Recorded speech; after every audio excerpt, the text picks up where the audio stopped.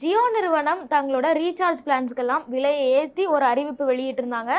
அந்த ஷாக்ல இருந்து அவங்களோட பயனாளர்கள் எல்லாருமே மீள்றதுக்குள்ள ஏர்டெல் நிறுவனமும் தங்களோட எல்லா பிளான்ஸுக்கும் விலையேற்றம் அப்படின்னு அறிவிச்சிருந்தாங்க.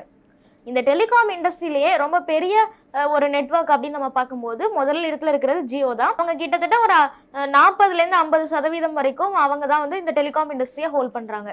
அதுக்கப்புறம் இருக்கிறது ஏர்டெல், அவங்களும் விலையேற்றத்தை அறிவிச்சிட்டாங்க. அதுக்கப்புறமா மூணாவது இருக்குது யாருன்னா வோடஃபோன்.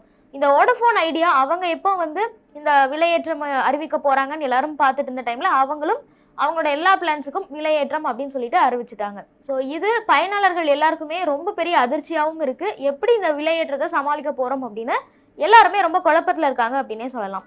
இந்த விலையேற்றம் எப்படிலாம் நடந்திருக்கு அப்படின்னு பார்க்கும்போது எல்லா நிறுவனங்களுமே, அதாவது ஜியோ, ஏர்டெல், வோடஃபோன்னு எல்லாருமே தங்களோட அந்த மினிமம் வேல்யூ பேக்னு இருக்கும்ல, அந்த குறைந்தபட்ச அமௌண்ட்டை கூட இன்க்ரீஸ் பண்ணிட்டாங்க. நம்ம ஜியோ